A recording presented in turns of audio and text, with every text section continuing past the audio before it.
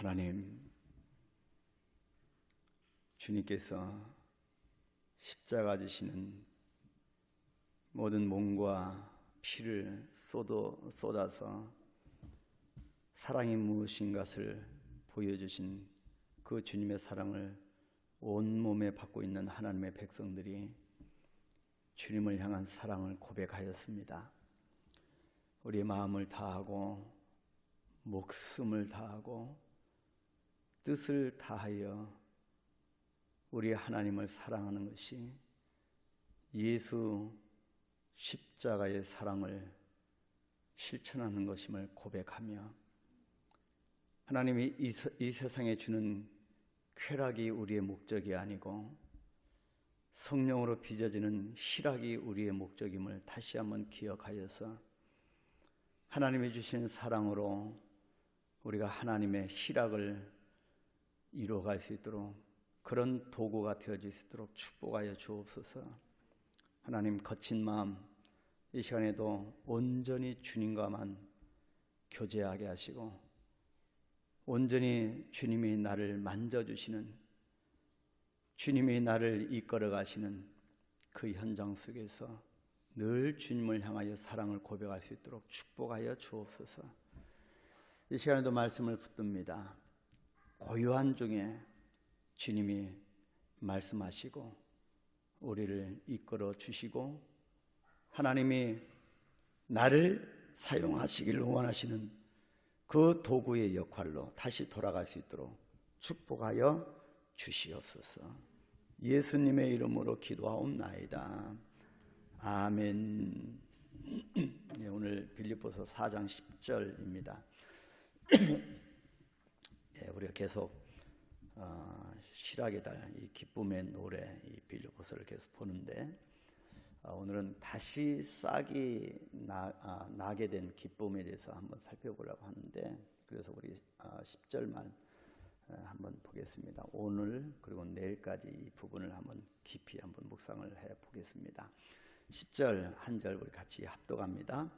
내가 주 안에서 크게 기뻐함은 너희가 나를 생각하던 것이 이제 다시 싹이 남이니, 너희가 또한 이를 위하여 생각은 하였으나 기회가 없었느니라. 아멘. 예, 여러분, 우리 교회 홈페이지에 어제 설교를 한번 참조하시면 되겠고요. 그래서 어제 우리가 이 본문 말씀으로 설교했던 내용입니다. 그러나 어제 설교가 또 방향을 좀 다르게 하고, 또 이 부분에서 좀 보충할 걸 보충하면서 우리가 주님의 은혜를 깊이 나누어 보도록 하겠습니다. 그래서 다시 싹이 나게 된 기쁨에 대해서 우리가 한번 묵상을 해 보려고 합니다. 빌립보 교회를 향한 바울의 영감이 넘치는 이 편지는 이제 그 마지막 부분에 이르고 있습니다. 그래서 결론 부분이라고 할 수가 있습니다. 그래서 10절부터는 빌립보 교회의 물질적 봉사에 대한 바울의 감사와 칭찬이 담겨 있습니다. 이 부분에서의 큰 주제는 10절 상반절에 기록한 대로 내가 주 안에서 크게 기뻐함이라고 할 수가 있습니다. 먼저 바울을 향한 빌립보 교회의 물질적 봉사는 주 안에서 크게 기쁜 일이라고 했습니다. 기쁨은 빌립보서의 특징 중에 하나입니다. 그래서 빌립보서를 희락의 복음서라고 말할 수가 있습니다. 투옥된 전도자 바울은 자신이 세운 빌립보 교회로부터 보낸 물질적 선물을 받고 크게 기뻐한다라고 했습니다. 그런데 이러한 기쁨은 어떤 세속적 물질의 쾌감에서 오는 것이 결코 아닙니다. 주 안에서의 기쁨이라고 했습니다. 그렇다면 저들의 물질적 나눔은 적어도 자원적이었다라고 하는 것이지요. 그것은 주님을 기쁘시게 하는 복음 안에서의 교제였습니다. 바울은 빌립보 교인들이 투옥되어 있는 자기를 위하여 연보를 보내온 것이 바울 자신의 어떤 육신적 욕구를 채워주는 정도가 아니라 그런 물질적 봉사의 행위가 주 안에서 이루어진 일이라고 생각할 때 빌립보 성도들의 주님을 향한 신앙의 선행 앞에 기뻐한 것입니다.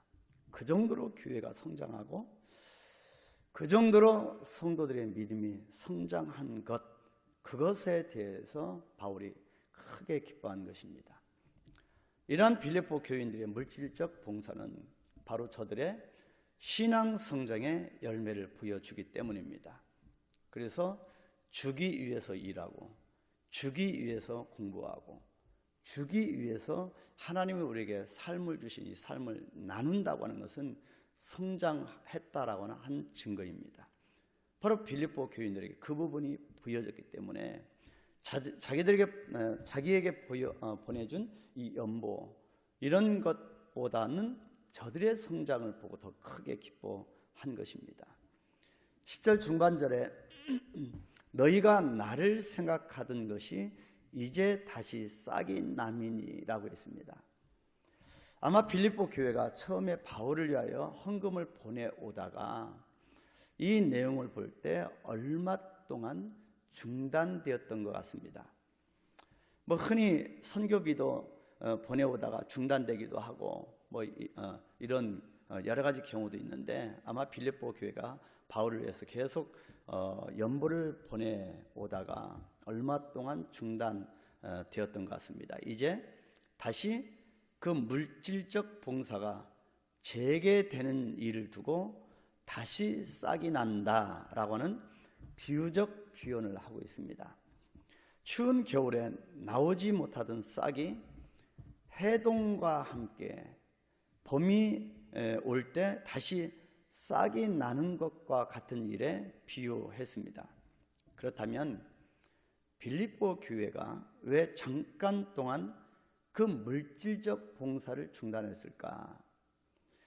10절 하반절에 말하기를 너희가 또한 이를 위하여 생각은 하였으나 기회가 없었느니라. 우리가 주님을 향하여 헌신의 모습을 보이다가 왜 중단했을까? 바로 그렇게 우리가 삶에 적용해 볼 수도 있겠습니다.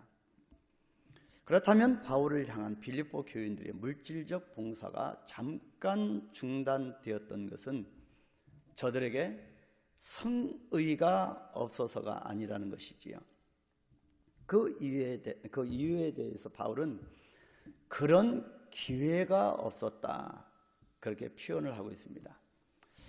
이와 같이 전도자 바울은 빌립보 교회의 여러 사정을 익히 알고 도리어 저들의 형편에 서서 변호를 해주고 있는 것입니다.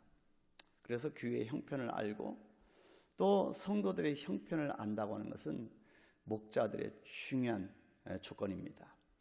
그래서 목자가 양들의 형편을 알고, 그리고 주님의 몸된 교회, 이 빌립보 교회 와서 도우라고 외치는 저들의 음성을 따라 아시아 선교 원정에서 유럽 선교 원정을 그렇게 방향을 턴하고 첫 번째 병든 아이를 고쳐준 그 역사 때문에 감옥에 가고, 또 그 헌신을 통하여 그렇게 세운 교회, 바로 감옥에서 간수장을 또 복음을 받고 간수장을 통하여 저들의 가족이 구원을 받고 그렇게 시작된 교회가 이 빌립보 교회인데, 바로 이 빌립보 교회의 모든 사정을 익히 알고 바울이 편지를 쓴다고 하는 것입니다.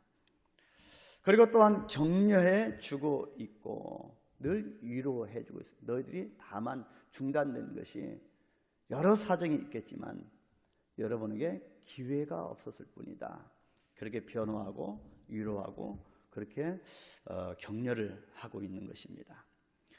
그래서 우리는 늘 이 믿음의 공동체 가운데 우리가 정확하게 일을 진행하는 것도 중요하지만, 하나님의 질서를 세우는 것도 중요하지만 그 위에 덕을 세우는 것이 중요합니다. 그래서 우리는 많은 경우에 이 덕을 세우면서 우리가 많은 포용성을 가지고 하나님 일을 해야 하는 것을 우리는 깨달아야 합니다. 그래서 더 중요한 것은 다시 싹이 남입니다. 죽은 나무에는 봄이 없습니다. 다시 벌 수 있는 싹이 없습니다. 그러나 살아있는 나무는 봄이 있습니다.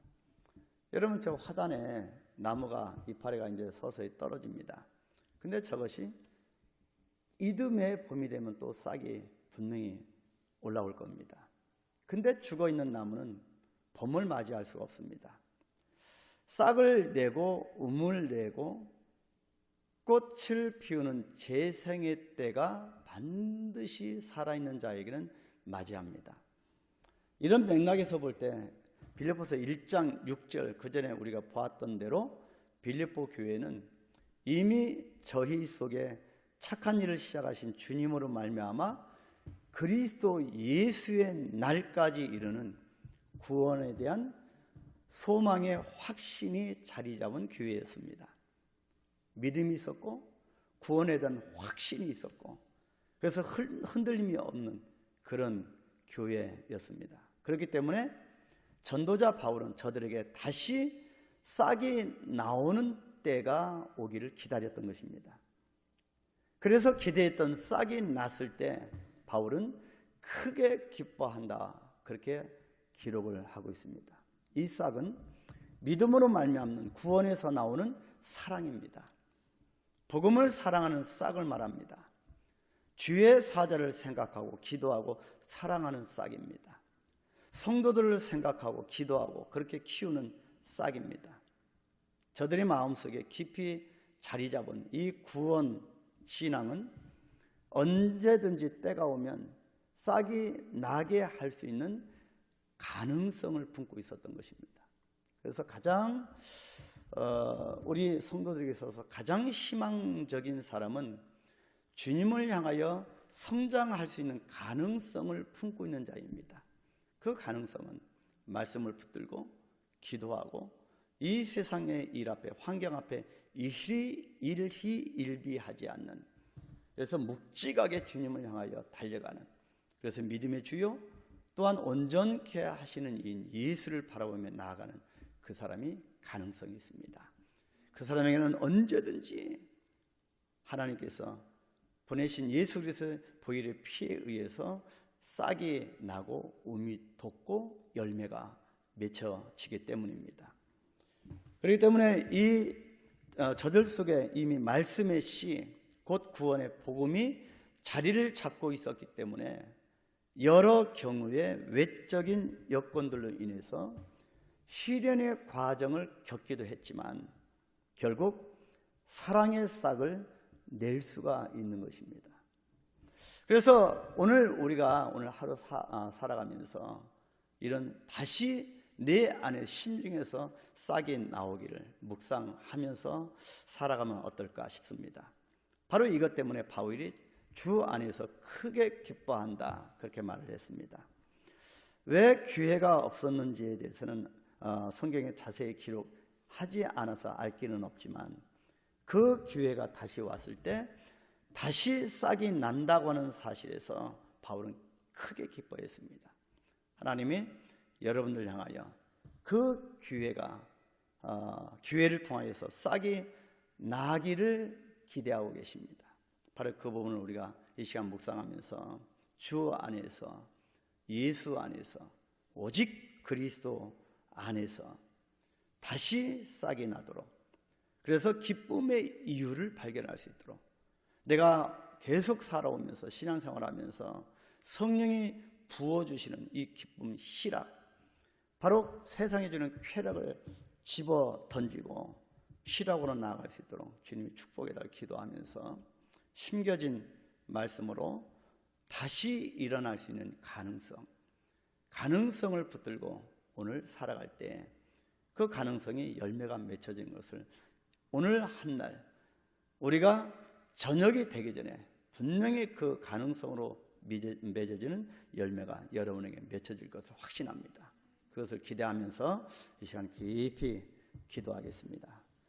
주기도문합니다. 하늘에 계신 우리 아버지여, 이름이 거룩히 여김을 받으시오며 나라의 임하옵시며 뜻이 하늘에서 이룬 것 같이 땅에서도 이루어지이다.